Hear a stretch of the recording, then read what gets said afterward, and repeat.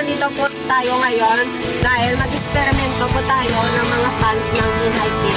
O maghahanap po tayo ng mga fans ng Inhyped.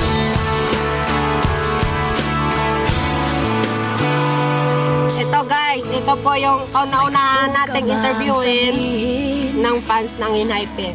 Hello po, good afternoon. Tapos ko So, sino ba yun? Pwede mo bang pakilala sa akin? Sino po yun? Paano mo po siya naging idolo? Kasi pinapanood ko siya po Saan mo po siya pinanood? sa Facebook. Kinikilig ka ba kapag nakikita mo siya sa social media? Bakit ka nga ba kinikilig sa kanya sa mga sinasayaw? Ano ba ang meron? Kasi ang galing niya masaya.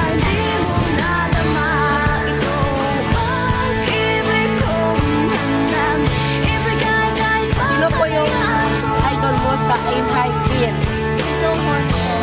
Paano mo siya na-idol? Kasi gwapo po siya, diba ba? Kikiligin ka ba kapag sumasayaw siya? Opo, sobra. So guys, natapos na natin po silang interviewin. Maraming salamat po sa nanonood. So mag-aabang lang po kayo sa magiging post namin. Sana dyan pa rin kayo manonood sa aming ginagawang video. Maraming salamat po.